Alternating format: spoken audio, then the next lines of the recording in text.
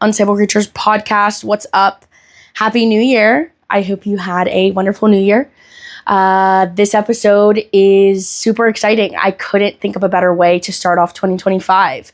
2024 was amazing for me. Probably the best year of my life. I can't even believe the progress that I've made and the success that I'm having and the beginning of everything. The support I've gotten from the podcast and comedy and Kill Tony, all of that was so insane. It is insane. Every like, every share, every comment, everything doesn't go unnoticed. I appreciate all of the support. Thank you so much for watching. It definitely feels unreal sometimes, and we are just getting started. I couldn't think of a better way to start 2025 than this episode and the guest that I have for you today. My parents, my mom and dad. If anybody knows me at all, they know how much I love my parents, and I talk about them constantly. They are my best friends, my biggest support system. They are everything. They mean so much to me, and I am so excited to share this episode. It is a very emotional episode. It is a very vulnerable episode. I am very silly, I'm goofy, and I'm also very emotional and very serious, and mental health means a lot to me. Family means a lot to me, and life can be serious sometimes too, and sad and depressing and also beautiful and amazing and funny and all of those things. So I am excited to share my parents' story with you guys and their knowledge and wisdom and everything that I've gained from them over the years. They are a pinnacle part of my life. So I'm excited to, introduce them to everyone. So thank you so much for watching episode 15 of Unstable Creatures Podcast with Mike and Sonia Ubias. Chicken ducks and roosters on the farm. I'm just speeding back with Susan the alarm. Johnny ate the grass, he's moving on the bong. Gypsy blisters never sing for long. I hope I'm not wrong, I hope I'm not wrong. I hope I'm not wrong, I hope I'm not wrong. I hope I'm not wrong, I hope I'm not wrong. I hope I'm not wrong, I hope I'm not wrong. Hey. I don't know why I feel more awkward than normally when I interview other Because people. we're your parents, it's always going to be awkward. My mom and dad in very Easter colors. We love the Easter egg, Easter bunny. Yeah. We just celebrated Christmas. We did. Christmas was yesterday. Yeah. Did you have fun? Good We Christmas? did. Yes, it was. What was your favorite gift? Enchiladas were good. Oh, Yes. yeah. My dad made these enchiladas that he always makes, and they are the best thing in the world. They were so good. I like the green enchiladas, chicken enchiladas. Yes, What was your favorite gift, Mom? My favorite gift? Mm-hmm. Oh gosh, so I had a lot of favorite gifts, Okay. but my most favorite? Oh gosh, that's a hard one. So Dad bought me some really nice Chanel perfume. Oh, okay, with Chanel. a body cream. And I Okay. felt very bougie. Did you use it today? Yes. Oh. And I smell amazing. My sheets smell amazing. Oh. Because I did the body cream after I bathed last night. And then you spread in the sheets. Oh, it was okay. But then I also slept with these really nice pajamas that Bella got me. Oh yeah, the That velour are super pajamas. fluffy and soft and cozy. Mm-hmm. So I that love was- pajama yeah, sets. that was great. Love pajama sets. And you got me some really nice porcelain vases. That was really nice. I love that. Yeah, I was a very Some old man in a sunsets. pickup truck that wasn't. He was Okay. broken down, and he was just selling stuff to get his truck back up and moving. And so I was like, he gave all three of them to me for $8. Well, perfect. And I said, okay, So they're probably stolen. They might be. maybe. I So mean, that was special. is what it is. Yeah. Honestly, just having everybody here together for Christmas was really, really nice. That's Having you good. here and Jake and yeah. I feel like most people dread Christmas the holidays though because of their family. Like they don't want to be around their family and stuff, or they don't want to go home for the holidays. But I feel the opposite. I always want to come here. But a lot of people don't want to be around their parents You or their always want to siblings. come to Enterprise or to come see us? I mean, probably both. I like Enterprise in a way.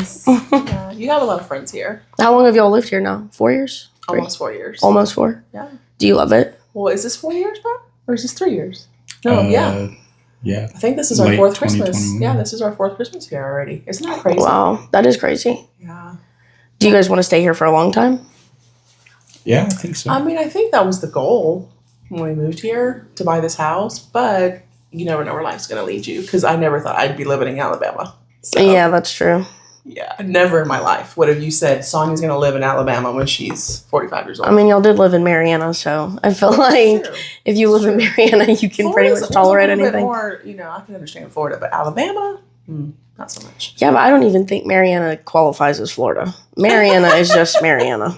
There's no other description. Small town. Yeah. Jackson County is its It own. is strange going back to Mariana. I will say that. Why? The I people? don't know why. I really can't explain it. It's just a feeling it's hard to believe that I lived there for so long. Yeah. For 18, almost 19 years, we lived there. Yeah. Because we moved to Mariana when Amy was a year old. Yeah, I felt every year of it. Yeah, so it's hard to believe that we lived there for that long. It's Yeah. such a small town. Yeah. Because I think it really made me realize when we moved to Enterprise, because everybody thinks this is a small town. Yeah. And But we're it's like, way no, nicer we're than living it up Mariana. here. Because we're used to Mariana. So Yeah. I think it's just perspective. Perspective's everything. Yeah. People always think I'm exaggerating whenever I tell them we moved into the wood cabin in the middle of the woods in front of that other bigger wood cabin in front of the lake. And I always tell people that story, and a lot of people think it's not true, but it 100% is true. We have pictures. We have evidence. It's absolutely true. A wooden cabin in the middle of the woods. And It was Mike's mom came to stay with us for a little bit. Mhm. Grandma Lillian. I broke We my have arm pictures there. with her. Yeah. So we have evidence. We have pictures to prove this. Yeah. Yeah. Definitely crazy. You broke your arm, remember? Mhm. You were in a cast. Does that feel crazy? That. To go from that to the house you have now? Absolutely. Not With crazy a is not the pool right and word, but just, humbling, I guess, in a way. No, not for me. I felt very grateful yeah. because the only reason we ended up in that cabin was because someone was very kind to us Yeah. to let us stay there. Very true. And at the time, we didn't really have a place to stay, so it was sort of just a blessing. So I never look back at any of those things in a negative way. Yeah. It's Can you always get mom some tissues? It's always a good way. It's always a positive way. Yeah. Yeah. It's very crazy for me too to watch the progress that the progression of adults that I hope would happen to me, is you go from point A to point X and it seems in such a short amount of time, but it's not a short amount of time. It's a lot of work that goes into it. But it's also, you have to keep in mind that you don't get there by yourself. You only get there because people show kindness and people help you out when you need help. Yeah. It's important to remember that. Nobody gets anywhere by themselves. I always hate the term self-made millionaire or self-made anything because the reality is nobody is self-made. You only get to be successful when you have people that support you, people in your life, and people that have shown you kindness in the moments that you needed it. Mm-hmm. That's so true. And that's my experience with the wooden cabin. Yeah. Was, we stumbled upon an opportunity where Jim Slater, shout out to Jim. No, honestly, shout out. Jim Slater was very kind to our family and showed us, gave us an opportunity. Did not know us from Adam. Yeah. Did not know us. Yeah, didn't know who we were, but just knew extended that we and had helped us out. Yeah. Yeah. Yeah. Because at that time we didn't really know where we were going to live. We didn't have any idea. Yeah, I know. And it's crazy too, as a kid, because I feel as an adult, you see your parents in such a different way than you do as children. Because as a kid, your parents are just everything to you and you think everything's fine and everything's good. And I have clothes and I have toys and I have fun and my parents are nice to me and we make dinner and stuff together. But it's crazy to see as an adult perspective now to know that, you guys were struggling so bad. And as a kid, you have no idea. You're just being a kid, Absolutely. So yeah, it's crazy. That's the goal, though. Yeah. For parents is to give your kids as much normalcy as possible. Yeah. Yeah, it's wild. I couldn't even imagine trying to pretend that things were fine for a child. No, but you also... But we made the best of it. We made the best of what we had. But it's also perspective too, because like what you think, perspective's everything. What you think is a struggle, other people will look at it like, wow, you're very fortunate. It's not a struggle. So you always have to put that into perspective.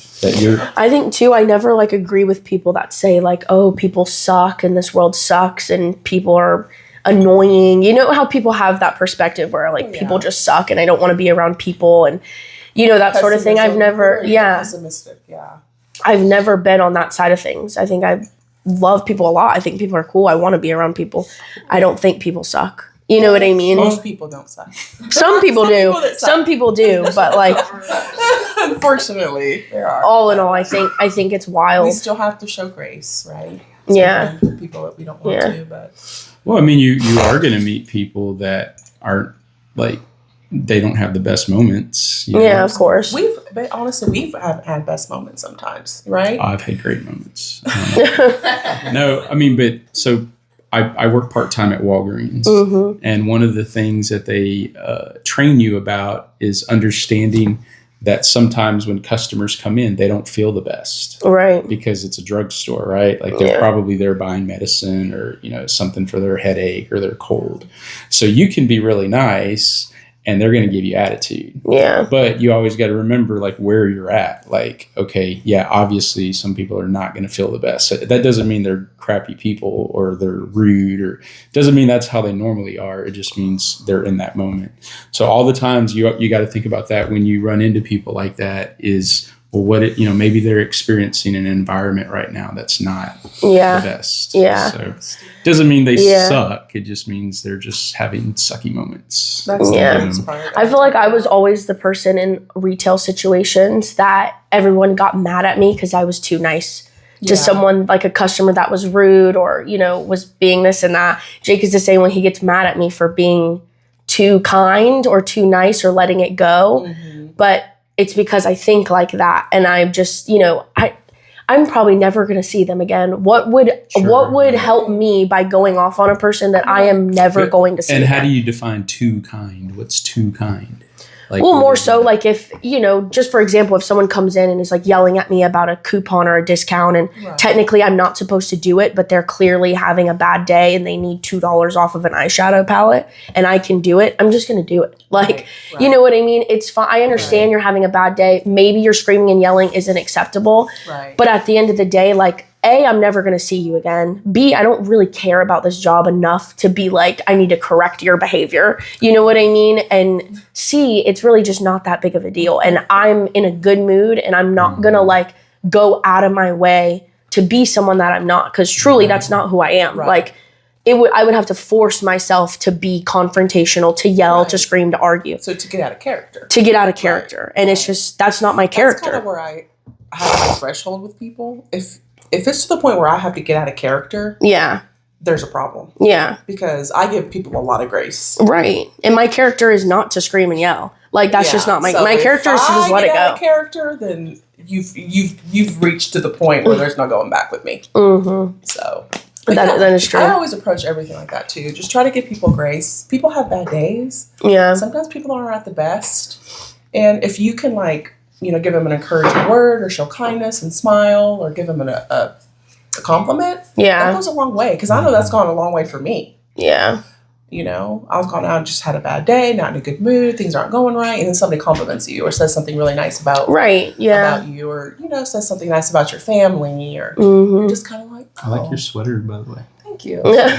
You bought it for me. Yeah, I know. Yeah. I think it's definitely, people are definitely interesting and handle situations differently. I think it's definitely like age range too and communication. I think that people my age, my sister's age and y'all's age all have had very different life experiences with communication, especially because of technology and social media and COVID, even working from home, remote jobs. People are like so antisocial and just high strung, lots of anxiety, lots of like phone interaction that when it comes to like being in person and having conversations or confrontation or like speaking, people struggle, especially my age to like Bella's age range. It's impossible to have a conversation with people our age that isn't like escalated into, because I take everything personally. So I understand the, aspect of it, but I try not to act out of character. And I think a lot of people are way more sensitive than what they want to be. So it comes out in a lot of different ways. But I think social media and phones have changed a lot. Absolutely. Yeah. And you guys got to be teenagers whenever that stuff didn't exist. So I'm so grateful for that. Yeah.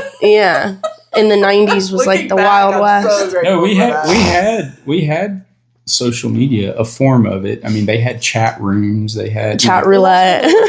Yeah. We didn't know what the impacts, or the ramifications of being involved in all that. We had an idea though. I mean, some of my friends, like my friends and I, we type people and there'd be people AOL. popping up.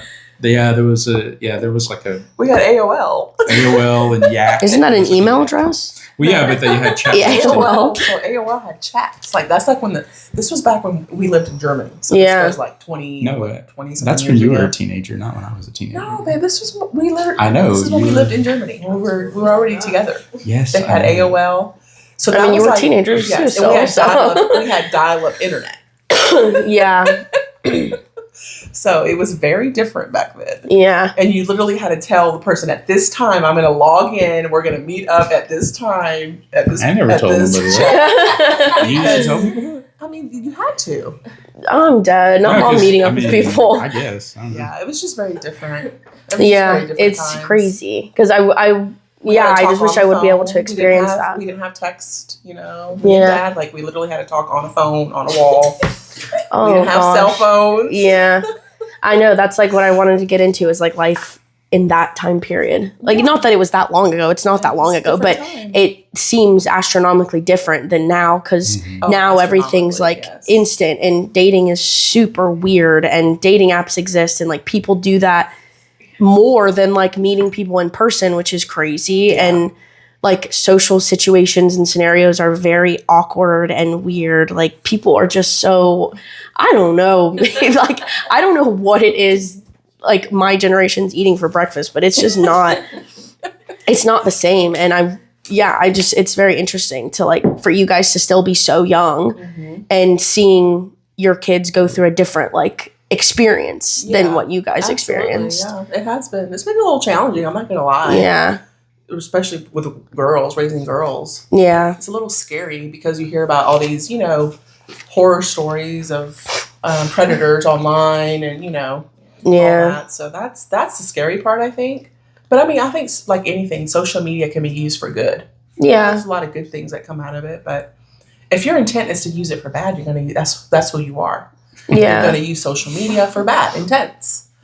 So. Well, but the other thing too, like, trying to talk to your daughters or anybody that you meet, actually, like people that you work with, coworkers, people like that, you try to let them know that, there's no replacement for getting to know a person. So the thing about social media is people are able to portray however they want to portray. They can come off as nonchalant, they can come off as very serious, they can come off as driven, but then you meet them in real person and it's like, okay, that's not who I thought you were, or that's not the image that you're projecting. So there's no replacement for actually getting to know somebody, and you can only do that up front. You can only do that in person. Yeah. There's no replacement to understanding, okay, his armpits stink. He has really bad breath. He has bad hygiene. There's no. He gives me icks. What good is it saying the right thing if it's a stench coming out? There's no, it's kind of pointless. Yeah. So it's like you have to take all of those things into account. So I mean, that's been challenging for sure. So I'm always advocating for like as much as you can get to know someone in person. That's what you want to do. You want to try to connect because it's easy to connect online. That's very easy. Yeah. It's difficult to connect in person. Yeah, and it should be. Yeah, it shouldn't be always easy. So I think it's even like friend aspects too, because you could be friends with someone for a long time but don't really hang out. You only hang out every now and then and you don't really know who they are, but you consider them a friend until something happens and you like get to know the real them and who they really are, and it's pretty shocking sometimes. And you also got to remember that like social media, remember people are putting their highlight reels on there, right? So you're only getting to see like usually the best people, or their celebrations or their accomplishments, or their family stuff. So people sometimes aren't going to be very real on social media. Yeah. Like me and my husband are literally like on the brink of like financial crisis, but then you're going to put up all these pictures and make it seem like, oh, you guys are doing great, you're a family, everybody's happy. Yeah, of course. But there's also that back where things aren't really what they seem. But that's social media. Everybody does that. I'm guilty of it. Everybody's guilty of it. Yeah. We put our highlight reels up, so everybody thinks we have this perfect, great life, and you're like, oh, you have micro marriage goals, or y'all are this and that. But we're all guilty of that. Because we're human. We're like everybody. Marriage isn't easy. You go through stuff. You go through things with your families, with your job, your finances, your health. Mm-hmm. Mm-hmm. There's a lot of things that go on that people don't talk about on social media. And honestly, that's fine. But your inner circle, your friends, your people that really know you, they should know that, right? Yeah. That's what matters the most. And that's the way I look at it. Like, I don't need to explain myself to everybody. People that know me, people that are in my circle, that I spend time with, they're the ones that know the real Sonia. Right. The real Mike, or the real Selena, the real Bella, the real Selena. Yeah, I think that's always important. They're the ones that know us. Mm-hmm. Yeah, I think that's always important too, to be authentic. At the end of the day. Yeah, like in your social media, I think it's important to be authentic, but not just in social media, in everything. Absolutely. I think that it's interesting, like raising kids back then as raising kids now. I think it's very different too. Like versus the early 2000s versus like someone trying to raise a 9-year-old now, or that sort of thing.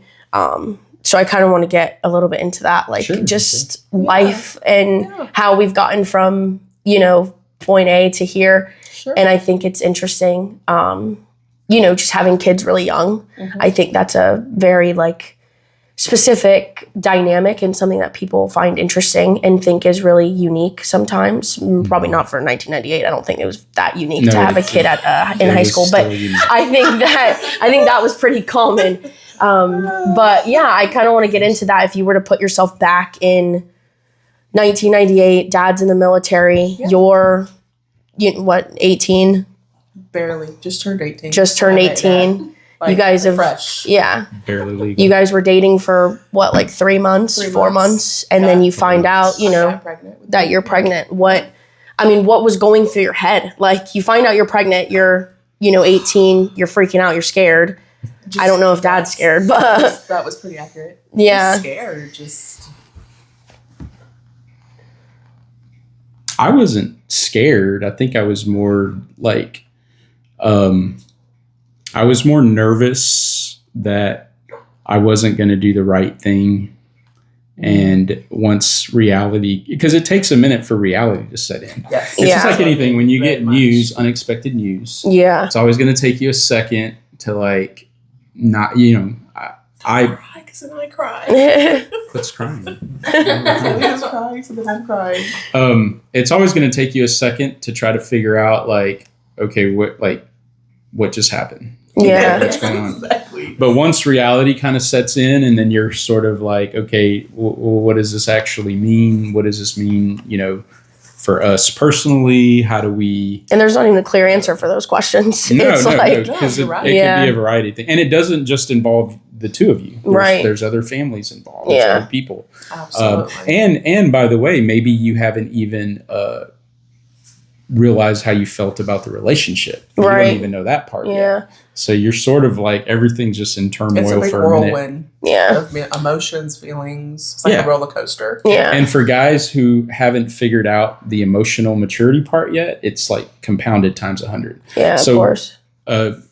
And I don't know if it's the case now, but I guess it probably would be. Most women are more emotionally mature than men are at that young age. Right.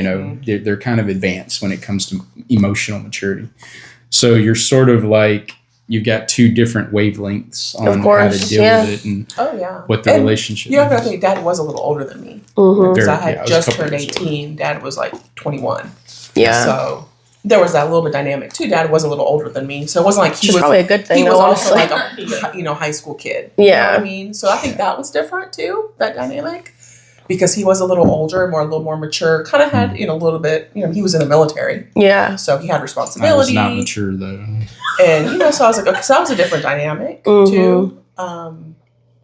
versus it just being like a little high school boy. I don't know why that is. It was just different. Yeah. Well, we had a very particular situation though, because during that couple of months, I was in trouble. So I was about to get kicked out of the military. So you're going to go there. I mean, right. So I had just been arrested a couple of times. It all out. Yeah. I was arrested twice in like a month. Period, me too. Yeah. So it was really it goes back around. Like falling like daughter. No, period, same. Anyway, so during that time period, there was a lot up in the air with me personally on like what my life was supposed to look like or how was everything going to go. So I was kind of mixed up anyway. I didn't really know what to do. So I was just in shock, like for there was a lot going on. There was a couple of months there where it's hard to even remember because everything's just kind of blurry. Yeah.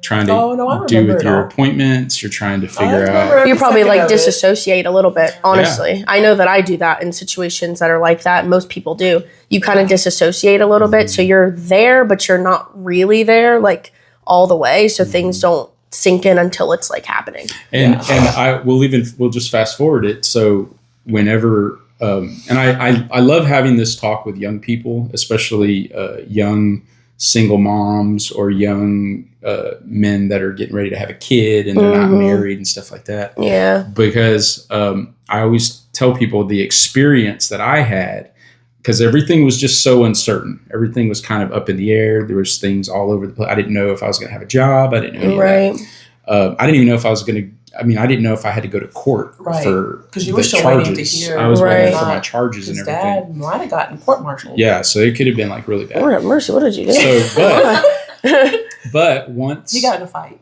that's what it was. Really? So we can edit that out.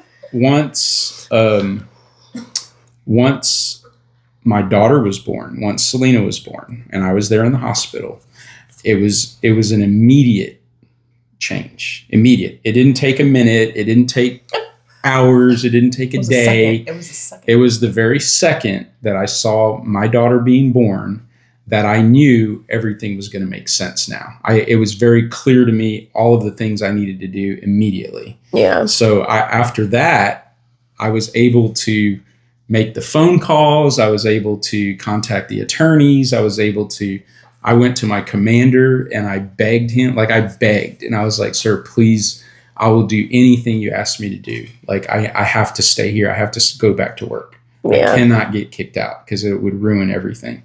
And I was very fortunate that somebody gave me a chance. They gave me another chance to redeem myself.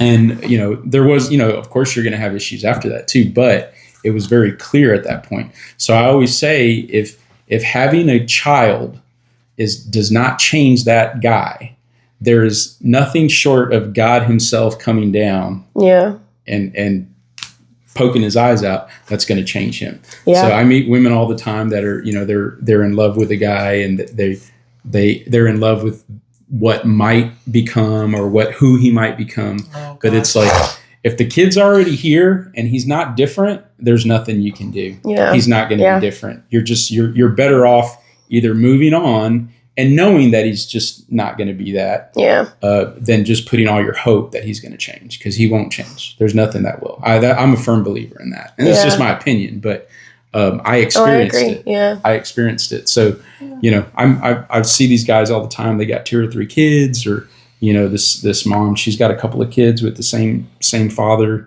And I'm like, I don't know what you're waiting for, because he ain't going to change. Yeah. He's going to be that person. That's who he is. Because if having the kid didn't change him, there's nothing that would. The second and the third. Only God. So you think some people just don't have that, like parental? Oh yeah, definitely. Not the fatherly instincts to be a father and the motherly instinct to be a mom. There's moms that don't have that. Yeah. They're instinctive. So there's no doubt there would be dads. I would say I experienced part of the same thing Dad did when you were born. Yeah. Yeah. Just in my own way. Right. But I just knew everything is gonna work out. Yeah. Yeah. It's a really weird feeling to have that feeling. Yeah. But everything did. God just said, "You're good." Yeah. It'll be all right. Yeah. I think that's really interesting. Some people have such a different, such a different experience with parents, you know what I mean, than me. And it's, you know, it's hard to see people go through that, like have parents that just don't care about them, you know. It doesn't make any sense to me. And like most of the time they're really good people, you know, they're good kids, they're good. Well, a lot of people parent from, I mean, you were loved immensely when you were born. Yeah. But there's two ways that people parent. They either parent out of fear or out of faith. I really believe that. Yeah. And anything that you do in life, if it's out of fear, you're going to mess up at it. Yeah. You can't make decisions out of fear. You can't live your life out of fear. But unfortunately, I think a lot of people, that's just how they are. That's their go-to is I'm going to do everything out of fear. Yeah. So I'm afraid to mess up, or I'm afraid to get close, or I'm afraid, you know, there's fear. Yeah. And it's like, no, you got to switch that. And if you learn to operate from faith and have faith in the good outcomes, the things that might happen, you have a better opportunity for you to be a better parent, a better spouse, a better just human being to yourself too. I think that's like the most important thing is our relationship with ourselves. Sometimes it's like we don't have the best relationship with ourselves, so we're not in a good relationship with everything else because we're just not good to ourselves. Absolutely. And you know, and understanding, because like none of us are perfect. So we, you know, even though you might have a great mindset, positive outlook, you're doing everything right, you are going to make mistakes. You're not perfect. You're going to do things that are wrong sometimes. You're going to do things that are messed up, or you're going to hurt people. I mean, it's just part of life, but it doesn't have to be your auto response for everything. You have to learn from it. Yeah. I think anybody that knows me, feels like I talk about my dad all the time. Every single person like says that I just talk about my dad constantly, which I do, because I feel like you just mean so much to me. Very serious episode. You mean so much to me too, and I'm very proud of you. I'm very proud of everything you do and everything you've done and everything you're going to do. But I feel like I constantly talk about my dad, and anytime somebody needs help with something or asks advice or questions, I'm like, dude, I don't know. Just call my dad. He has the answers for everything. I don't have the answers for everything. That I can tell you. But you know, you find a good path when you are when people who you love come to you. You don't give up on them. You figure out a good path. You figure out what's a good answer. What's a good thing that we can work together on. Yeah, so, I just turned 26 a couple months ago, and I feel like I tell people all the time. I just turned 26 back in September, and I think probably the last like 6 to 8 months is really when I've reached a different level of maturity and understanding than I had before. I think 21 through 25, I really felt like I knew a lot, or I think I was this way, or I wanted to be this and that, and I never really was. Until, you know, I started going back to therapy, and, you know, I had a lot of issues with jobs, and I don't feel secure. I don't know what I want. I don't know who I am. And the last like 6 to 8 months, and I think all of 26 is going to be the same way. I feel like I see a lot clearer, like of the understanding of everything's going to be okay. Like everything's going to work out. And I don't think I ever felt that way before. I always felt like, well, no, it's not because of this, or I need to do this, or I need to fix this, or because I don't do this, because I don't look this way, because I don't eat these things, because I don't live in a house, because I don't have this car. Right, you think that all these things aren't going to work out until, I don't know what it was. It's just kind of like when you struggle for so long and you finally just realize, like, I've made it through everything. Like, I keep stressing myself out because I think things aren't going to work out, but they always have, and they always will. Right. So I've reached that level of maturity where, like, I know that life is going to be difficult, but it doesn't have to be difficult because I'm making it more difficult. I make it more difficult because I'm so hard on myself. Right. I think if I'm not doing this, my parents hate me. I'm not a good sister. Everyone is sick of me. I'm annoying. I'm stupid. I'm cringy. Everything I do is dumb. I mean, that's the kind of stuff that goes on. Yeah. So when you finally stop doing that, negative self-talk, it changes everything. I don't have to be worried about so much. Like, it's going to be fine. It's really not that big of a deal. Someone didn't wave at you because they didn't see you. It's not the end of the world. You know what I mean? If you you know, you have to go out to eat one less time this month. Like, it's not the end of the world. And so it's humbling to hear people come from, especially your own parents, come from a completely different aspect of things and raise me differently, to know that everything is to be grateful for. You should be grateful for everything. And it's leading into, basically, if you guys could go back to being 26, both of you are 26 years old, if you can remember. I know that was a long time ago. If you could go back to 26, what would you tell yourself? What do you think you would, knowing who you are now and the way life looks, if you could go back to 26, what would you tell yourself? And then what would you tell other 26-year-olds now? That's good. Gosh. I would probably say, because at that time, we were not churchgoers at that time. Like, we didn't go to church. Yeah.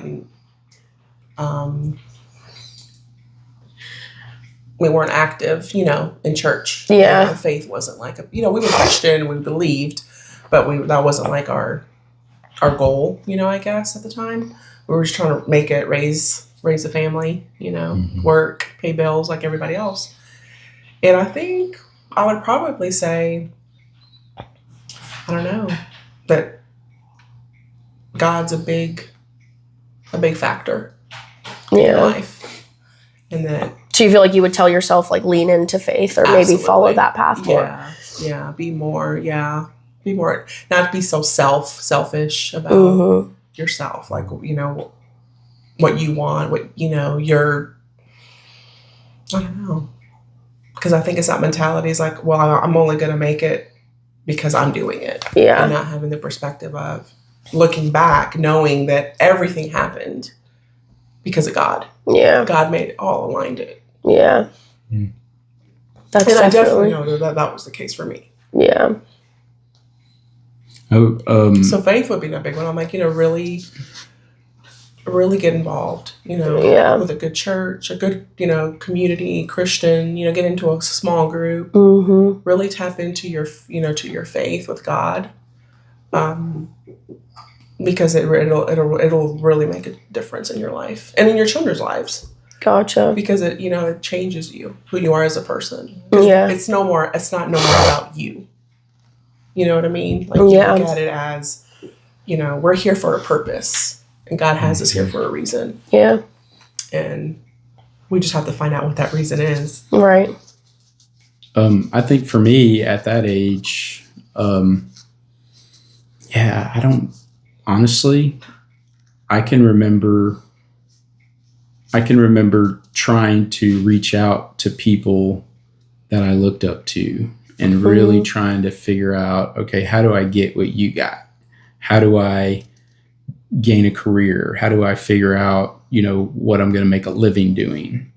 So I think that was really important, is finding the people that can pour into you, spend a lot more time finding the people that can or that will pour into you and give you good advice, good guidance. Yeah. Good and bad, because they'll be able to tell you some of the pitfalls to stay away from too. I remember having a conversation, it was in my late 20s, so it's probably 26, 27, with an old supervisor of mine. I reached out to him because he had a long career in the military.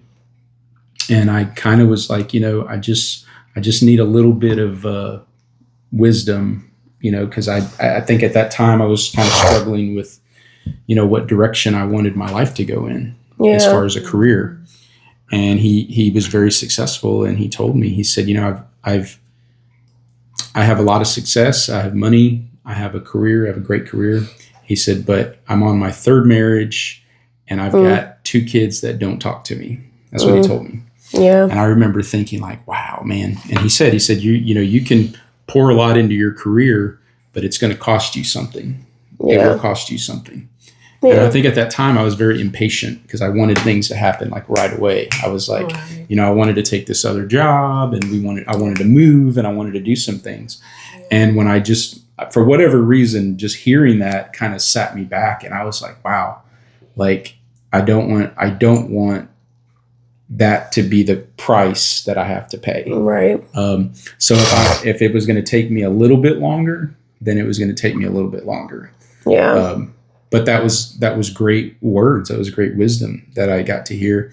So I think definitely at that age, it was, reach out, try to listen to people, take their advice, both good and bad.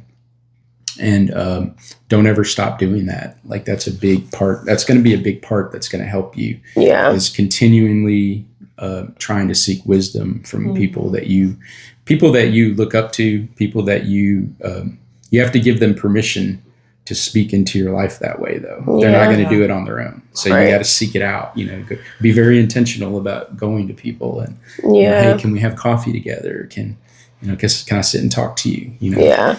I think that's like the weird transition between like early 20s and late 20s now is your friends change completely. Yes. And it's very weird.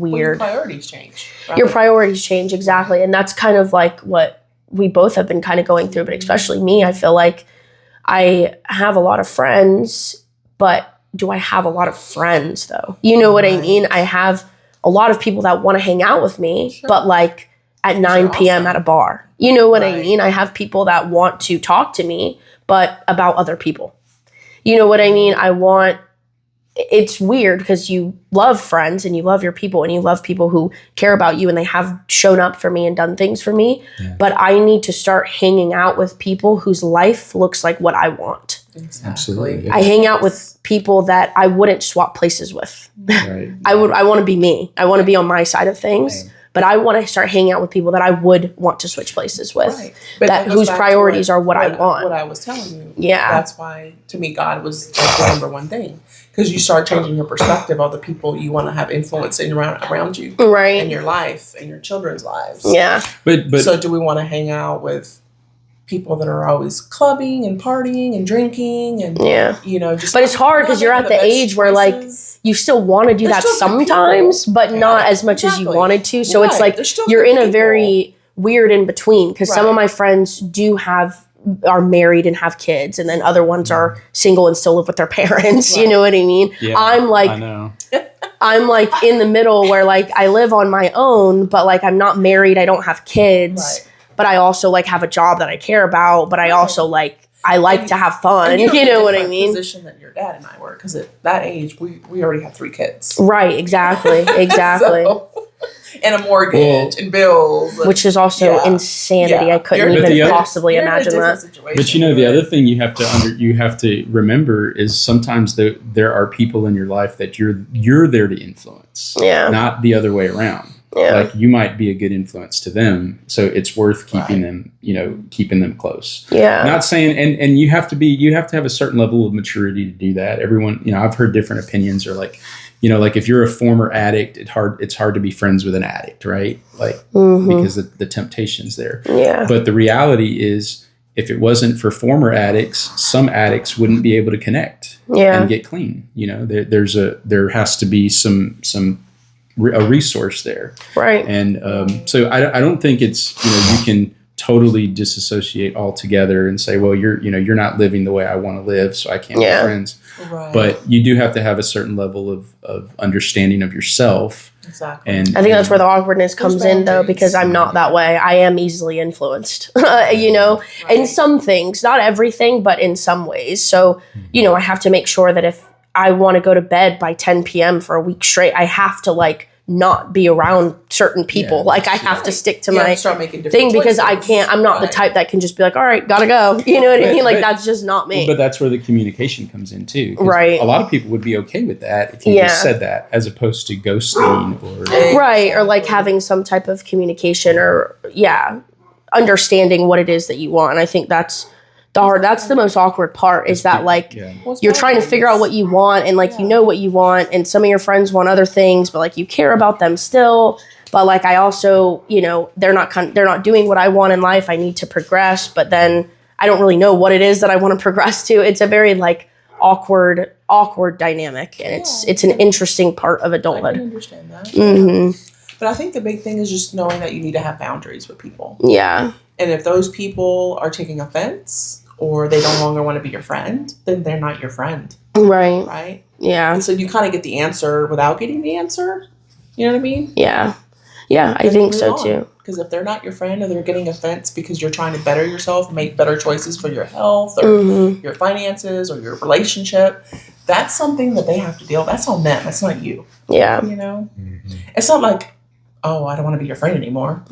It's just, hey, this is what I'm trying to do. I'm going to have to start making, these choices. We're probably not going to be able to hang out as late anymore or do things like we used to. I still love you. I'm still here for you. But, this is just... Yeah, your priorities change. Yeah. And sometimes they change slowly. I think that's too also they just, you slowly shift as a person. The best friends is where you can literally be apart for years. Yeah. Still talk, communicate here and there. But when you're back together, it's like time never passed. Yeah. I only have one friend like that. Those are literally like the best friends. Are you better friends with guys or with girls?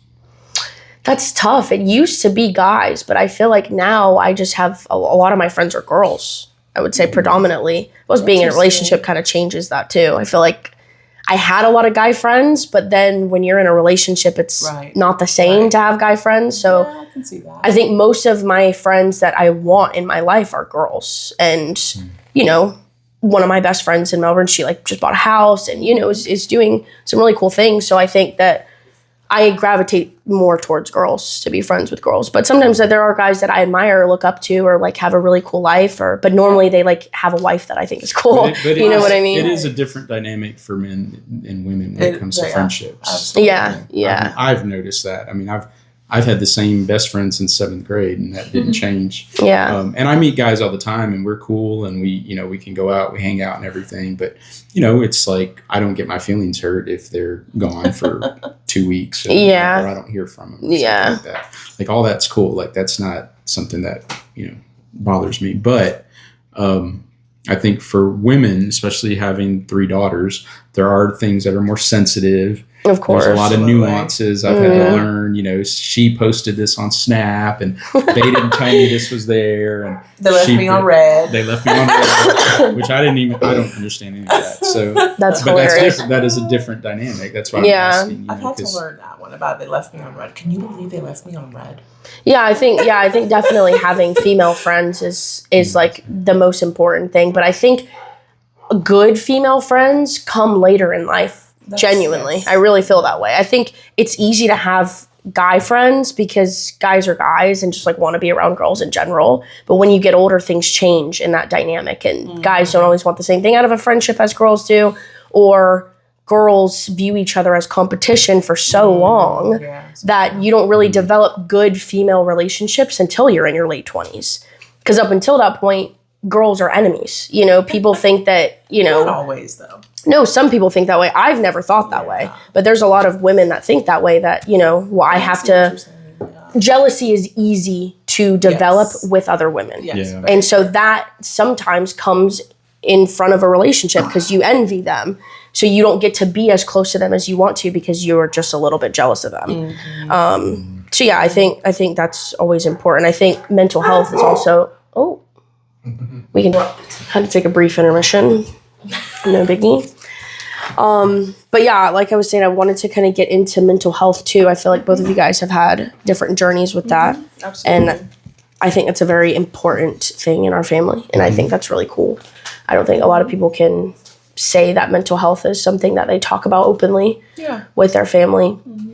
And I think that I compare kind of what Dad went through for a lot of people.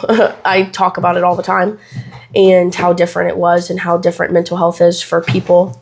And, growing up, I struggled a lot with a lot of things, and, struggled with depression, struggled with anxiety, struggled with, I think most things teenagers struggle with, self-esteem.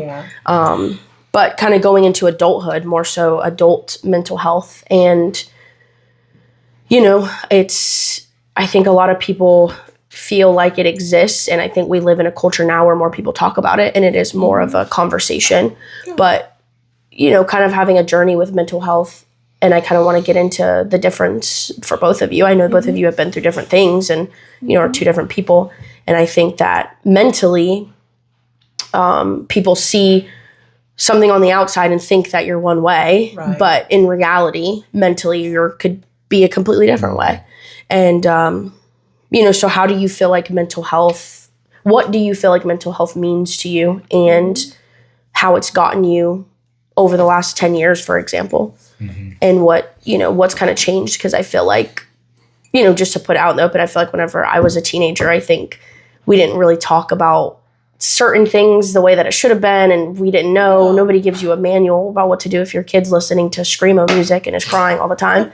And so I think that, you kind of just did the best that you guys could. There was definitely flags and warnings that there was definitely something not right. Well, mentally ill. So there was that. Something's a little we weren't oblivious. We definitely knew that you were going through something. Yeah. Yeah. So what? I mean, like, what are you wanting? Like our personal mental health journey? Yeah, I think personal mental health journey, and then we don't have to talk about mine. I feel like I talk about mine all the time, but I think that just personally going from young parent, struggling, trying to figure life out, and I mean, just to be quite frank, my perspective is I feel like, especially for Dad, you didn't really start taking mental health more serious until later on in life. So I kind of want to get into why that is. I was an adult, but by the first time I went to my first counseling, therapy. And honestly, I went there because of stuff I was dealing with at the time with my family's dynamic, my parents' dynamic, because they were going through a separation at the time. Yeah. And I thought I was just going more to vent about, what I was going through. But you end up unraveling a lot more. Goodness, my first 3 sessions, 45 minutes was literally, I just cried. Yeah. She had a big box of tissue. Yeah. And all I did was cry for 45 minutes. Yeah. And she's like, we're going to need to make this twice a week, Mr. Bias. Yeah. Yeah. Because I couldn't even get anything out. Yeah. For the first 3 sessions, because all I was doing, I was crying, but it was all about my childhood. Yeah. It wasn't even about what was happening then. Exactly. Yeah. It was just so much pent up. I was vomiting at the mouth. Yeah. Yeah. Just, Yeah. I think that's just an observation. You don't realize how much you carry with you from childhood. Yeah. Well, and I mean, my experience with all of it, I think, again, it's different for men than it is women. There's a different emotion, different things tied to it.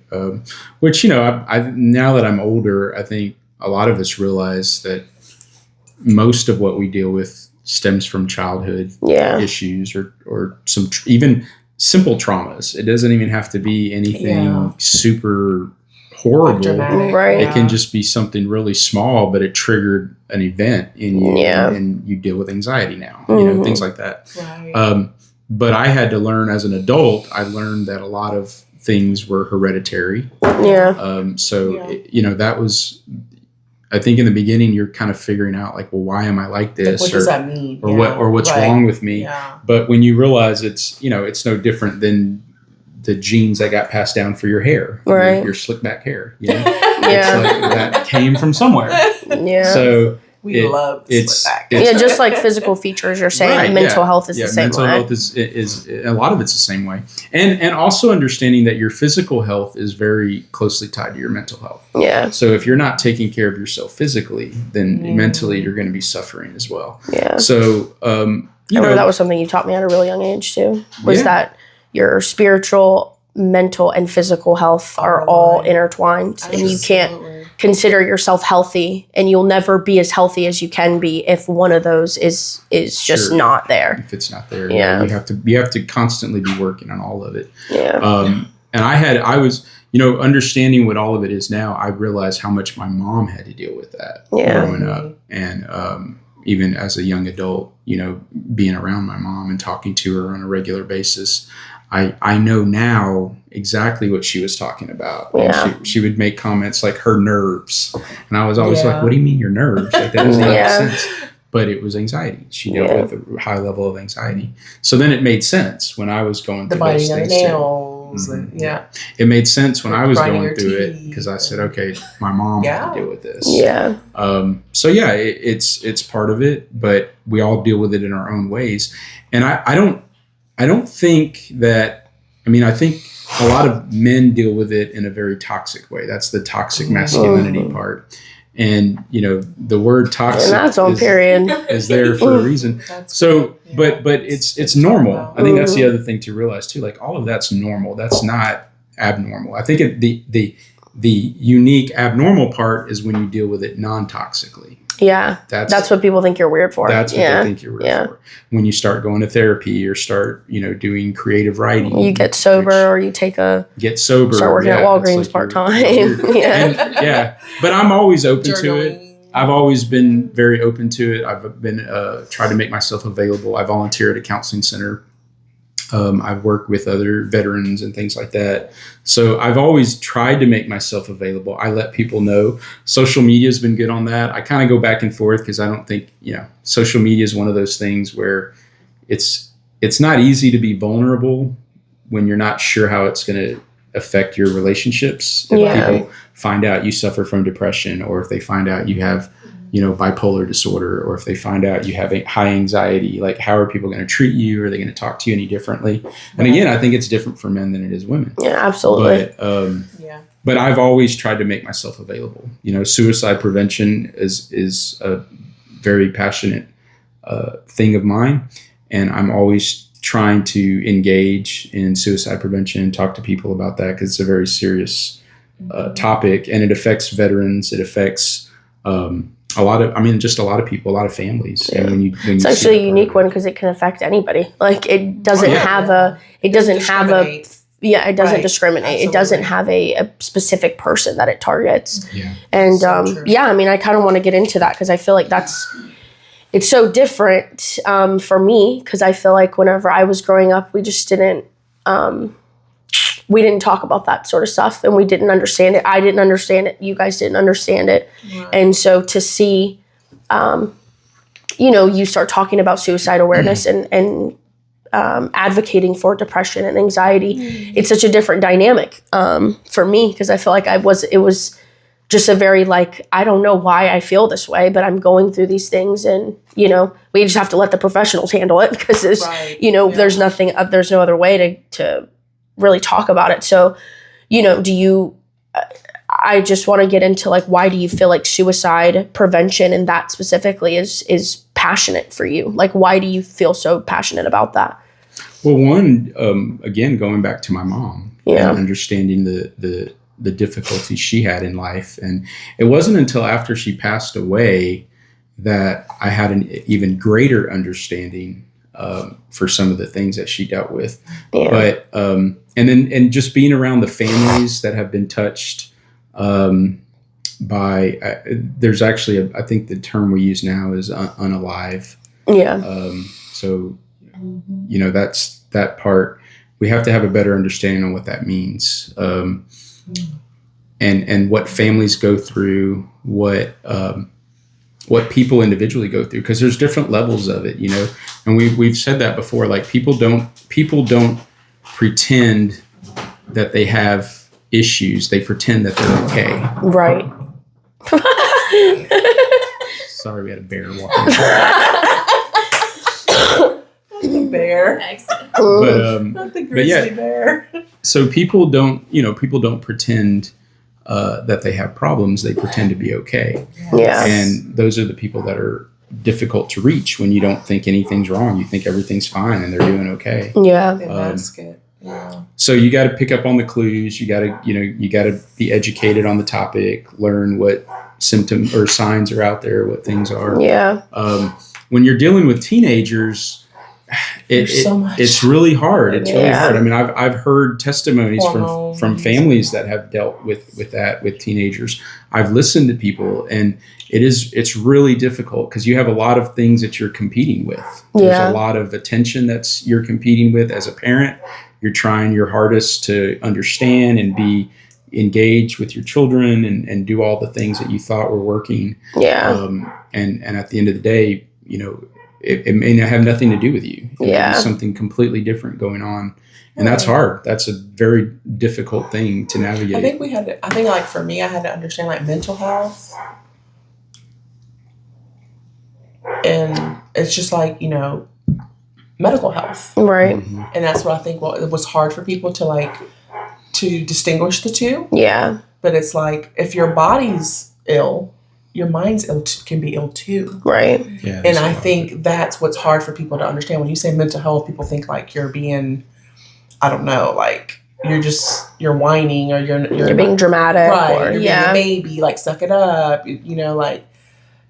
Everybody has bad days, just quit being a baby, quit whining. Yeah. Yeah. But it's just sometimes you got to think about, people really deal with stuff. Mm-hmm. Like mental illness is real. Like people deal with a lot of really heavy things and people don't know why they are the way they are. Yeah. So just how you would go get your body checked, you need to go get your brain checked. Mm-hmm. It's the same way.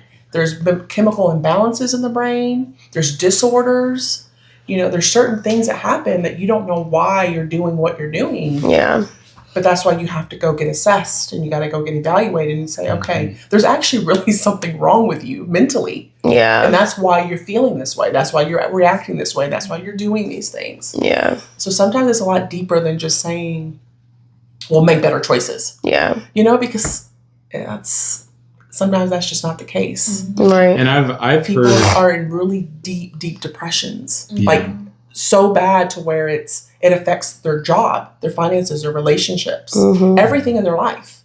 But you look at those people and say, oh, they're just making bad choices. They're lazy. They don't care. Yeah. So I think that's where my big shift of awareness has been towards mental health. Yeah. It's like sometimes we have to look at things in such a critical way. Mm-hmm. It's not just what the outside appears. Right.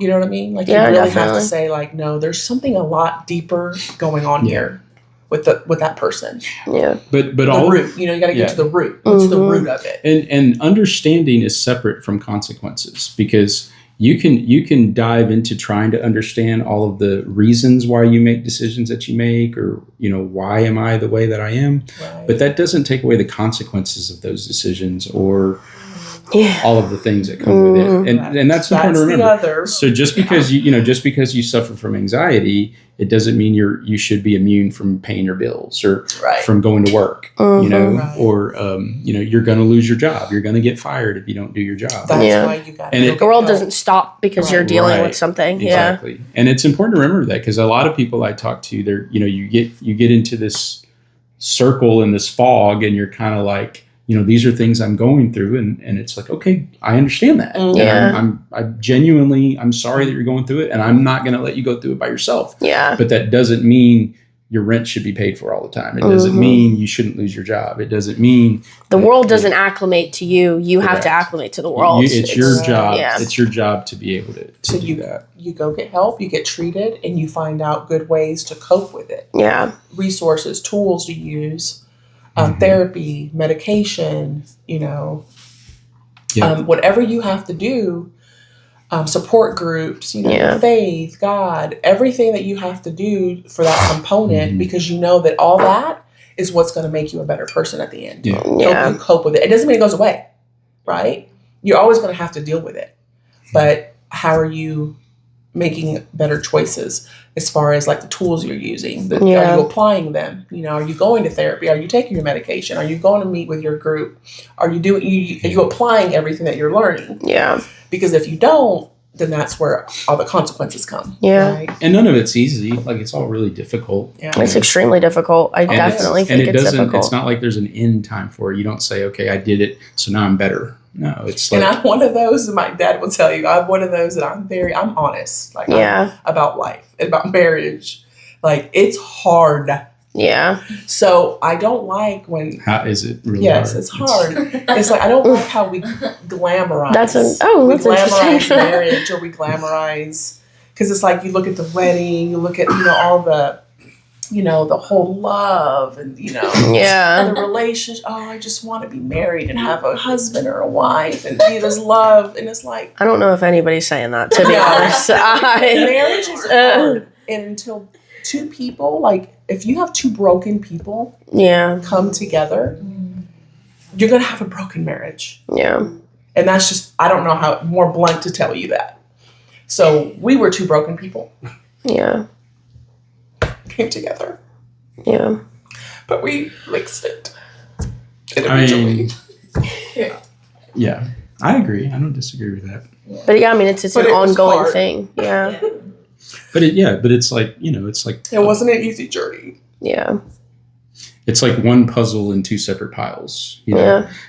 By itself, it's not going to make any sense, even if you put it together. But if you join them together and you put pieces together, then it'll start to make sense. So, but you have to work on putting it together. You can't stay broken stay broken and expect for it to look great. We worked at it. Yeah. It's definitely difficult. It's not easy. It's like having a second job sometimes. It's really like waking up every day. And I think that's what a lot of people get, especially people my age, get misconstrued about mental health, is that like, oh, well, I have to, if I do these things, it will work out. But you have to choose to make the situation better. Yes. You have to choose every day, like, hey, I know that I deal with this, but I have to choose to not feed into it. Yes. Because I think, especially for me, having bipolar disorder, it's hard because every day is not the same. Every day is very different. Right. Every day is a second job, or it's a second brain that I have to constantly say, so, hey, you're feeling these things, but you can't feed into it. Absolutely. So now compile that with being married to a man who is also going through his journey. Right. And then you have kids. Yeah. So then you're trying to look out for their mental well-being right. and their health. Yeah. So compile that together. Yeah. It's like, it's almost like unimaginable. Yeah. To think about, like, this is a lot that I have to deal with. Yeah. You know what I mean? But it also goes back to it's hard. That's why I say, God, your faith is important because it got me through really dark times. Yeah. Sure. But it also tells you the importance of having good people in your life. Yes. Because I think we can all go through the same journeys. Or just having good people in general that just care about you. Yeah. Or help you with your kids, help you with your, when you're not feeling your best, having good coworkers at work that can pick up the slack when you're not having the best day. Yeah. I mean, we've always surrounded ourselves with really good people, especially with the girls, right? We're very blessed. Stephanie. Yeah. Extremely blessed. Yeah, shout a out lot. Georgia.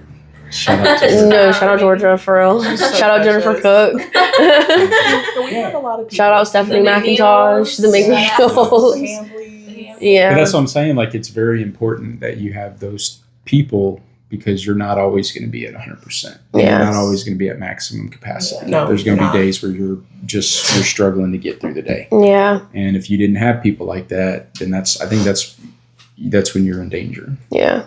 I think also the part of mental health too, I feel like me and Dad deal with the same things, is we want to give so much to people, but we do not have enough. And that's where we struggle with doing that for ourselves. Yes. And I feel like I always talk about how much my parents, have made a difference in my life and the way I view people.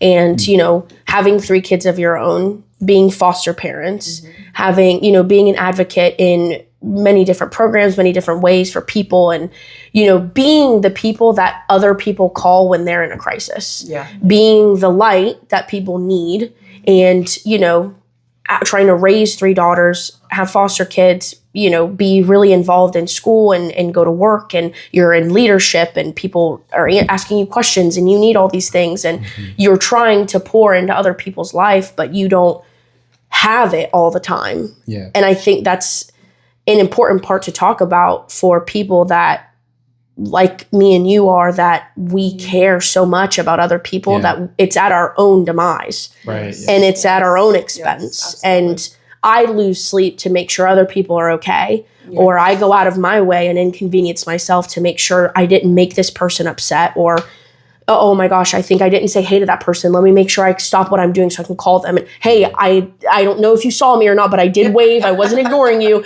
Okay, cool, thanks. And then, or whatever. Oh my gosh, I didn't tell this person Merry Christmas. So now let me make sure I go buy them a gift and get them a card so they don't think that I forgot them. Or, I'm late to work, but this person needs to stay on the phone with me because they're venting about their baby daddy and I'm 3 minutes late to work. I just got in trouble so I could make sure I could be there for somebody. But I'm still going to listen to them. But I'm still going to listen to them and act like everything's fine because I can't. That is just not what I'm programmed to do. I'm programmed to go out of my way to help people. And I think that's been really intense, the biggest struggles in our relationship. Is because I see how Dad does that to his demise almost. And sometimes it really upsets me. Yeah. Because I love him. I adore him. And it's like, I don't like people taking advantage of him. Because he's so good. Yeah. Well, the first thing... And it's like people do take advantage. Yeah. People take advantage of your heart, of your time. Well, I think it's not even really taking advantage. I think some people just don't know. You know what I mean? They're worried about themselves. And that's been one of my biggest things. It's like, look, you can't help everybody. Yeah. But Dad wants to. Right. But it's like, but you can't be a hero to everybody. You can't help everybody. Well, you do what you can when you can.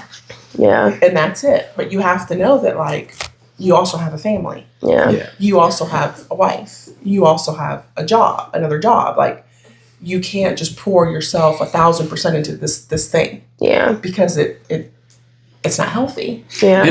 And that's a very honest thing because we do have fundamental disagreements about that. We do not have the same outlook on it.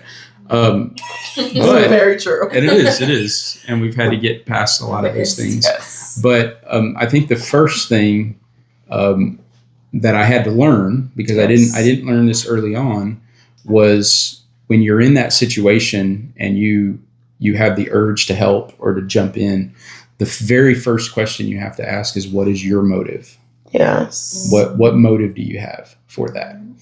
And if you're really honest with yourself, because you gotta have absolute honesty with yourself, that's going to put a lot of things into perspective. Motive's a big one. That's going to put a lot of things into perspective. It's going to be like, okay, why do I want to help this person? Is it because I want to look good? Is it because I want them to think highly of me? Is it because I want them to put me on... Is it for me or is it for them? Or is it because I want them to put me on social media? Do I want something from them? Am I attracted to them? All of those are very real things that you have to ask yourself on what's your motive for being that way. Yeah. And if you can get past that part and say, okay, I've done an inner checklist. I've said all of these things. There's nothing that I want from this person. There's absolutely...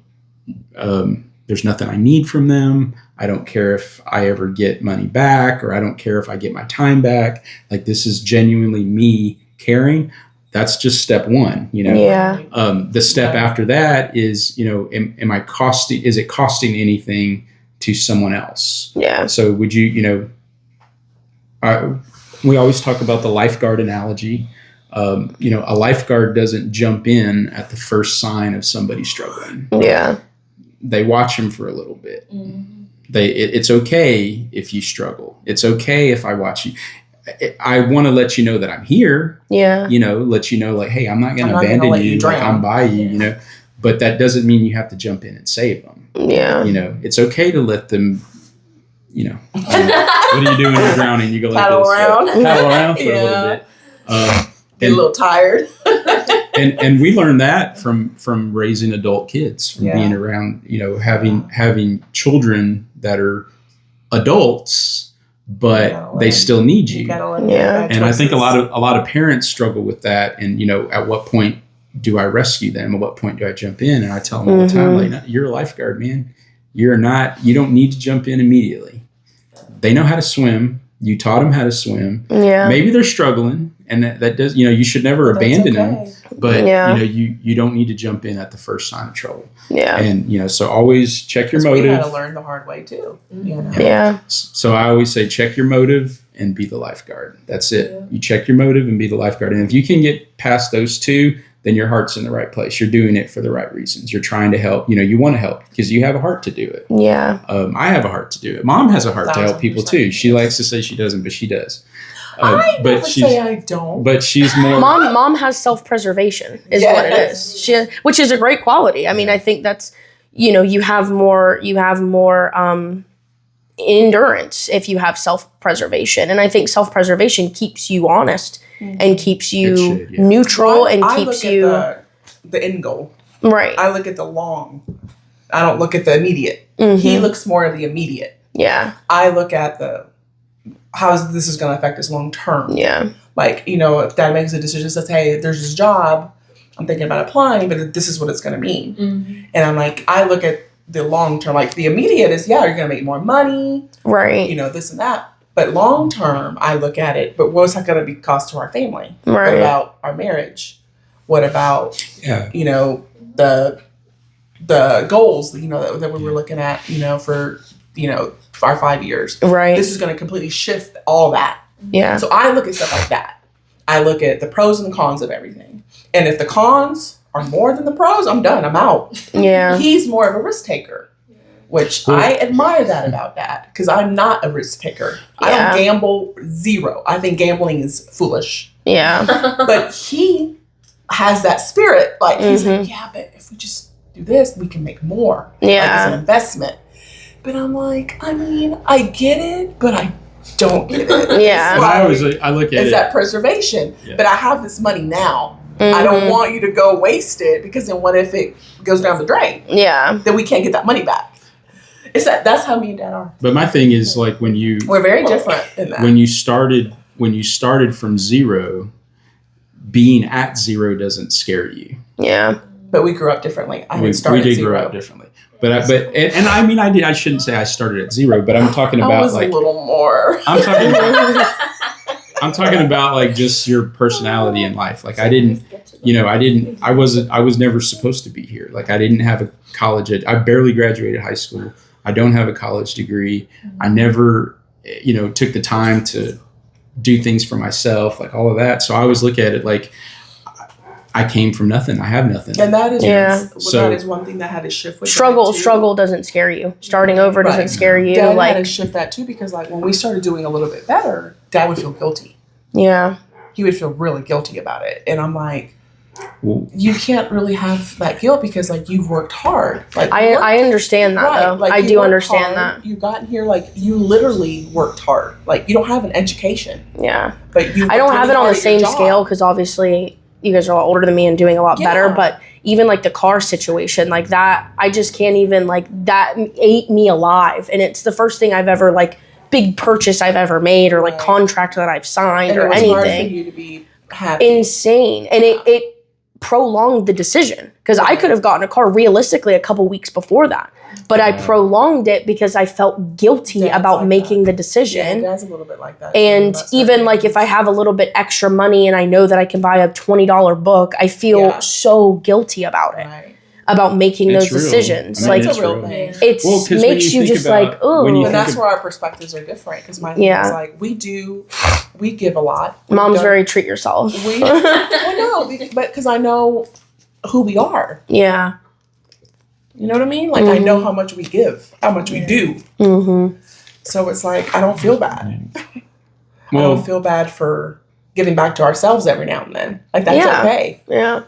Yeah, and don't get me wrong. Like, it's of course it's okay. It's not that it's rewarding. Not okay. You just think about like how much good you could do. But Dad came, what kind of good from a different background that I did. But I also have a theory on it, because I think a lot of people that deal with it, they simultaneously deal with guilt. Yes. And when you have difficulty dealing with guilt, you tend to overcompensate when it comes to giving.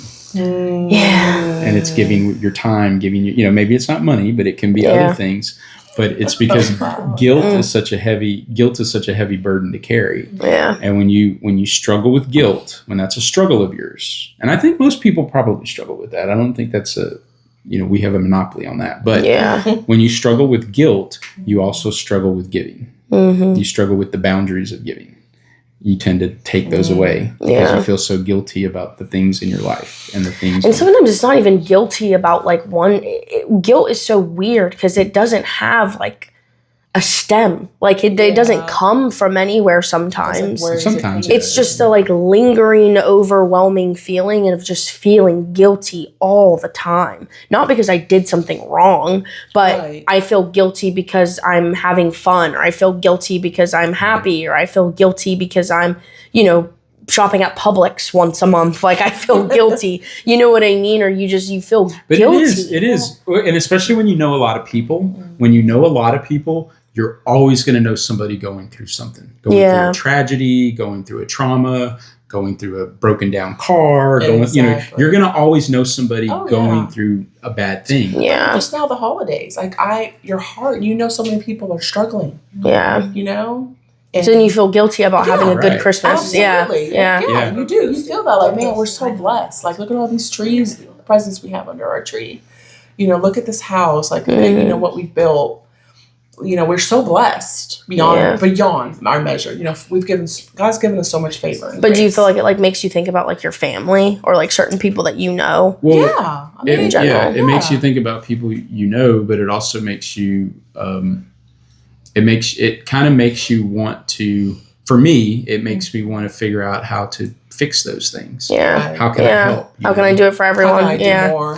I don't, because honestly, like I don't care about a tree. Like I don't care about the food. Like none of that stuff is important to me. Oh no, you do care about the food. Let's be honest. Okay, but at the end of the day, it's like you don't care about the presents. Like what would be more important? Me getting to have a pair of headphones, or me getting to pay that lady's light bill down the road who's about to get her lights cut off. Like at the end of the day, what does God see as a better thing to do?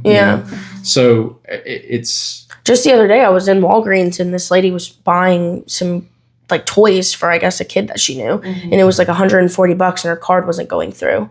And she had to put all the stuff back, and it was like 2 toy trucks and things. And the first thing, as soon as I get in the car, I'm like, dude, I cannot wait until I'm rich so I can just be like, don't worry about it. I got it. You know what I mean? Or I can just, that stuff, like I have the means to just do it for someone. Absolutely. You know what I mean? Because that like killed me. Opportunities will always come. Because it's happened to me and Dad. And even all day yesterday, I kept thinking about her because I'm like, dude, I wonder if she ever went back and got that stuff. Like I just kept thinking about it. But at a deeper level, it's getting to a point where you feel like I can invest in kids enough where a truck doesn't matter to them. Yeah. That's not the important thing for them to get. I want to have people in my life that I've invested so much that they understand that those are not important things either. Yeah. You know what I mean? Mm-hmm. So she was going about it her way, and she was trying to figure out, okay, maybe I can make this kid's day better, right? Mm-hmm. But you got to ask yourself, like, okay, what can I do where that truck isn't what's going to make a kid's day better? Yeah. Having a relationship with them is going to make their day better. Yeah. Just investing in them, investing in, and I mean, as a general scale, not like specifically to that person, because we don't know their circumstance, but generally, what do you do in your life that's making people's lives better? Well, and you also have to like think about your like childhood as well, because if I were to think about Christmas at 8 years old, I don't remember any toy that I got. I don't remember anything. I don't remember what our tree looked like. I don't remember anything. But I do remember like coming home from school because a kid was bullying me and crying to my parents, and the way you handled it. I remember that. But I don't remember. How did we handle that? Tell me. I forget. I mean, I feel like most of the time it was more so like, sometimes you have to have thicker skin. You don't have to be so sensitive if someone's calling you mean names. Yeah. But, being a little more sympathetic to bullying, because it is a real thing, and it's, it is pretty serious bullying for kids. But I feel like it was more so like not to be so sensitive, because I feel like maybe I was a little more dramatic. Why is bullying difficult for kids? Man. What's the obvious? It's not a trick question. I think bullying is difficult for kids because it sets a standard of what you feel like you should be, or it makes you feel like you're weird for being yourself, or something's wrong with you, just how you are. So why do schools have zero tolerance when it comes to bullying? What's a reason they have that? I think a lot of it is suicide. I think depression and self-harm and suicide is really real, and that does happen, and kids do that all the time. That zero tolerance is, we don't even want to come close to the line. It shouldn't be like even something we laugh about or joke about. It is extremely serious, especially with technology, because at least me going through middle school and high school, there were these stupid apps you could send messages anonymously, and people would tell me to unalive myself, to bully for your skin color, bullying for your hair, bullying for the things that you like. And so what do you think would happen to a child if they had to deal with that all day at school, and then they came home and lived with a bully? How do you think their life would look like? What do you think they would have to deal with? Meaning, like, they can't even find peace at home. Yeah. What do you think would be bullies get bullied. Yeah. I know, but if you had to deal with that all day at school, and then you also came home and had to deal with it, what hope do you think that child would have? Yeah, not very much. Not very much, right? So all of the things that we were talking about earlier that you tell yourself in your head, that's all bullying. Yeah. And if you're doing that 24 hours a day, 7 days a week, you're never even getting a break from bullying. You're bullying all the time. You're telling you're dumb, you're stupid, you don't look right, you look terrible. Those are that's all bullying tactics. Yeah. Right? So when you live with that, and that's something that occupies your brain all the time, and you never have peace, it's the equivalent of getting bullied at school all day and then coming home and living with a bully. What could possibly be the outcome of that? It's not good. None of it's good. So that's why I've always said with mental health, that's why mental health is important. Because imagine having to live with a bully 24 hours a day, 7 days a week. Of course, it's not going to end up well. Yeah. It's going to be horrible. You're going to have a terrible way to live. You could pretend to some degree, but it ain't. It's going to run out eventually. Yeah. We all do that. So, I think that's really what it comes down to, is pretending that everything's all right. So you have to do the work to get, at a minimum, quit bullying yourself. Don't bully. Yeah. Don't treat yourself that way. It's horrible. It's awful. And it has very real consequences to doing that. Yeah. So you have to work really hard at showing kindness to yourself. Give yourself a compliment. Do the opposite of bullying. What's the opposite of bullying? Being nice, kind. Yeah. I mean, really, that's doing things for yourself. That's what doing things for yourself. You need to do things for yourself and don't feel guilty about it. Like, it's okay to do things for yourself. Yeah. So you got to. I think that's something a lot of people struggle with. I struggle with it bad. It's just being nice to yourself. Mm-hmm. I'm horrible to myself and my brain, and it affects everything in my life. It affects my jobs. It affects relationships. It affects friendships. It affects your physical health, your mental health. It affects the way you eat. It affects what you wear. I mean, it affects everything. It affects the way you do your hair, the way you brush your teeth. Like, I mean, it's genuinely every aspect of my life and other people that deal with that's lives. Is you don't know how much it affects you until you finally address it. Exactly. And I remember you told me something a long time ago, and I have to wake up every day and tell myself that is, if I wouldn't say this to someone else, I don't say it to myself. If I wouldn't see a random girl in the store and say, hey, you look disgusting in that, you're super fat, your back is huge in that, and you shouldn't be buying those chocolate bars, and your parents hate you and everybody hates you, they just don't want to tell you. And you wouldn't tell somebody in the store that. I wouldn't tell my sisters that. I wouldn't tell you that. I wouldn't tell anyone that. Why wouldn't you tell them? Because it's horrible to say, and it's not true also. Right. And so I have to make sure I tell myself that every day. If I wouldn't tell this to my best friend, or I wouldn't tell this to my sister or someone I care about, I can't say it to myself. Yes, and it's not true. These are lies. Yeah. It's a tactic. But you convince yourself to believe it. Yeah, like, it's not real. But that's what bullying does. Yeah, exactly. You convince yourself that they're true. Especially if you deal with guilt. I mean, and that's where the guilt comes full circle. Right. I wake up every morning and I'm like, damn, I look good. I like my hoodie I picked out. I was like, my hair's looking good. These shoes are nice. Yeah. Like, those are all positive smell affirmations. Good. Yeah. Now, some mornings it may not be true either, but it's okay to have bad days too. That's Yeah. It's not gonna always you're not gonna always have the best day. But, like, be confident in yourself, but without being, like, conceited. Or being like egotistical, There's a balance, because you meet people that are very arrogant, and they think that they're just all that. Yeah, that's not what the goal is. I think people think that about me, but it really is just overcompensation. It's just overcompensation. I think a lot of people think that, but it could not be any more untrue.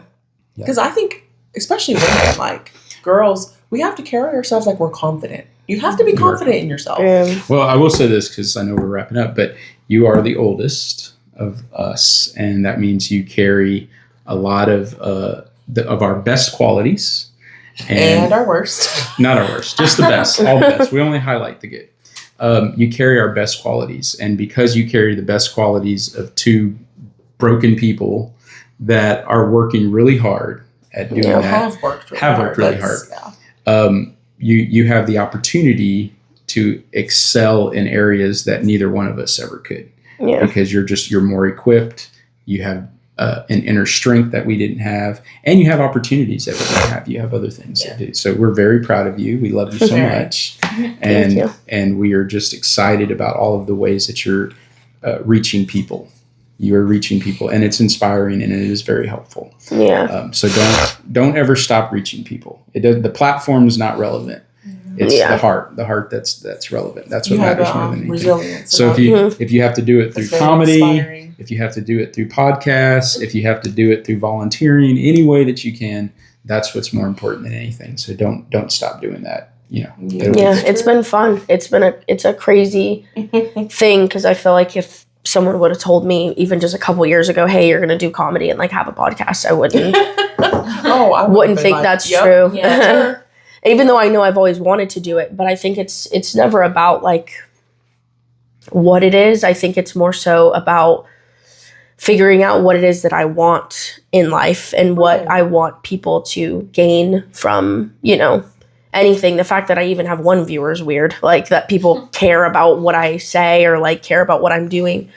But, I never wanted a podcast that's just like silly or all the time. And, it's fun to be funny and have fun, but conversations that's me. I like to make people laugh, but I also feel like it's so important to have honest, real conversations. And this is probably what I'm most proud of. This is the first podcast that I've heard where you didn't say a cuss word. That's pretty awesome. Well, I am in front of my parents, so. Usually it's potty mouth. Yeah, probably the negative, I would say. Yeah. But, it's okay, though. That's something that you have to have a conviction for, to not want to. I just say expand your vocabulary. Keep doing that. Yeah. Work really hard. I'll try my best. Yeah. I think it's definitely, depends on who you're around, for sure. And I will say this, because you are our oldest. I'm the oldest, too, of my... And me, too. My two siblings, so... We were all three older siblings. That's weird. Yeah. The oldest always gets the bad end of the stick.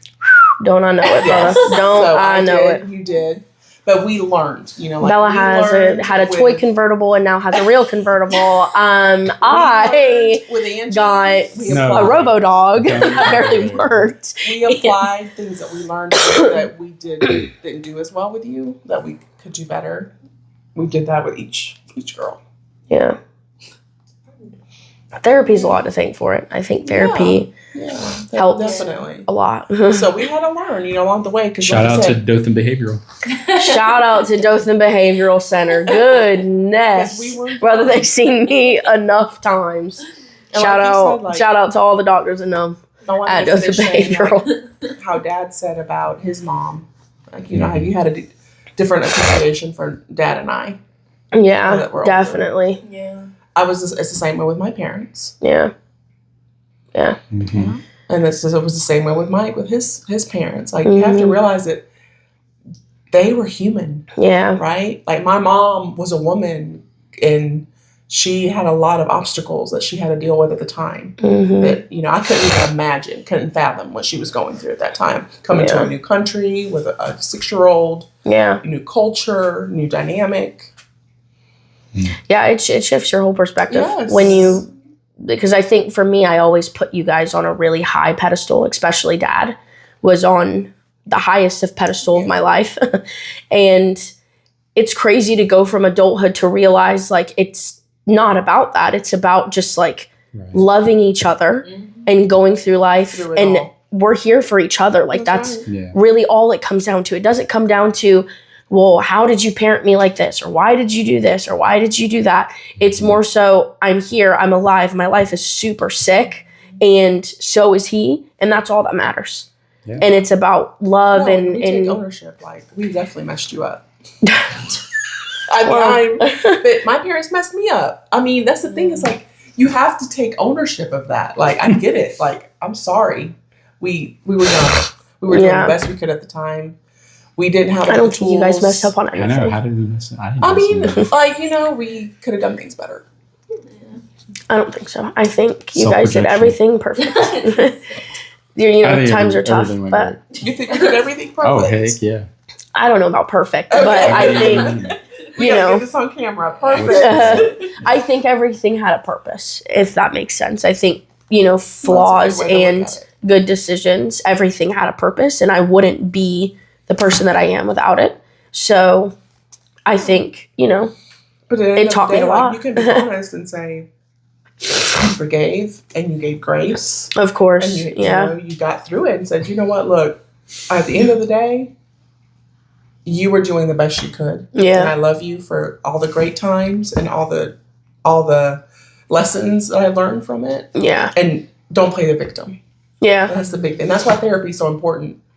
Because it's all about self-accountability. Yes. Yeah. Like, what was my part in that? And you can have forgiveness for everyone else, but you also, the most important is you can have forgiveness for yourself. Yeah. And then you move on from there. Yeah. That's been my greatest lesson in life. Yeah. I think that's very... Mm-hmm. You definitely do. Yeah. It's definitely a vulnerable part. And I think most people that know me don't see this side of me. It's always laughing and joking. And so, yeah. It's okay. But you are very funny.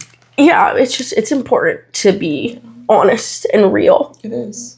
It's healthy. And I think that anybody knows me know that I care a lot, but I also try to just be funny, happy all the time. And sometimes you're just not that. That's right. Yeah, and that's why I think it's so important for people to learn and understand the Robin Williams effect of things. Absolutely. Because I am always that person. Right. I'm always the this side happy, funny, all of that. This side of you, we know of you. Right. This is who we know. This is the Selena we know. Yeah. But everyone that's going to see this podcast, this is a new Selena for them. Yeah. That they're going to see.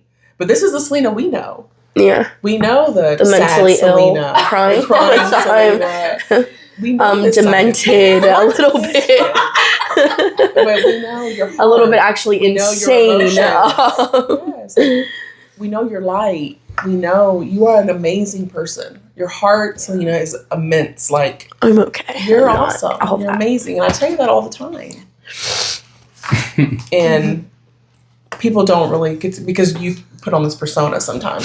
You're funny and but you are funny. I will say that. You've always been a very funny child, a very funny teenager. A bit more of a crackhead, if you say. But Dad is the same thing. Dad uses humor to cope. Yeah, I didn't find that out until therapy. Yes. Like, you use humor to cope. I didn't find that out until therapy. Yeah. But the thing that I've always known about you is it's only the tip of the iceberg for you. Yeah. And the not just the opportunities, but the what's the word I'm looking for? The possibilities. Mm-hmm. We're just scratching the very tip surface of a lot of possibilities for you.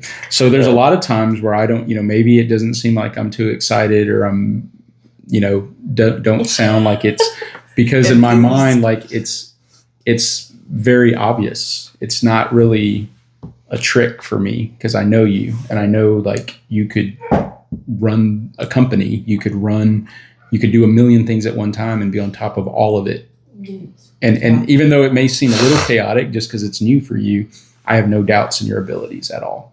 So it's almost like, it's like watching Tom Brady learn how to throw a football.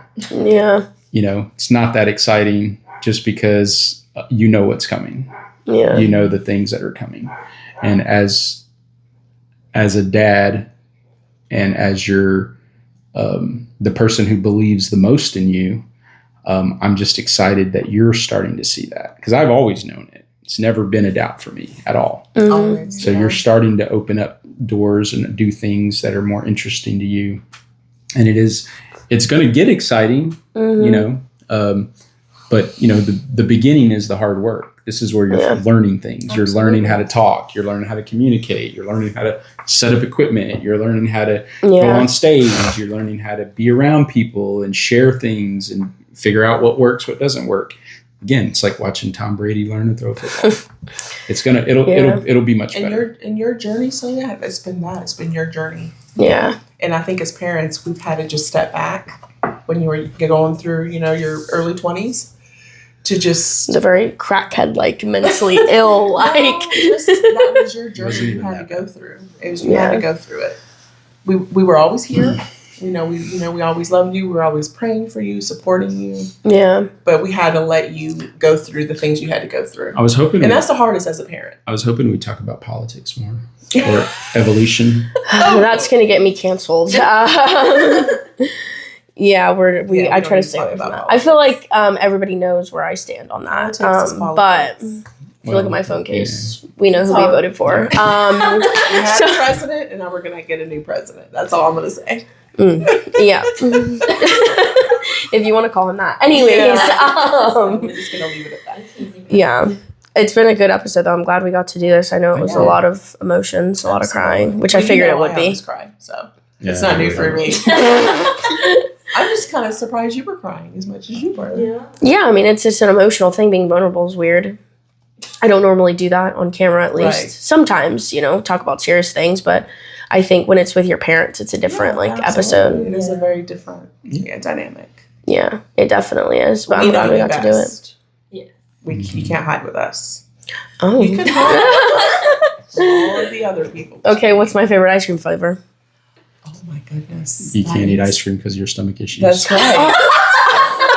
You're lactose intolerant. Lactate, which is basically... Ever since you were a baby, you had to have flavor. soy milk. Yeah, but I still eat it anyway, though. Yeah. Be farting. That's hilarious. Sensitive. Well, this was great. Thank you so much. Wraps up the episode. Next is Angie and Bella. Okay. One of these days, Angie and Bella. Yeah, you're gonna have to have the camera go low because height difference. No, literally, because Angie's gonna have to be a little bit more. All right. Well, we're wrapping up.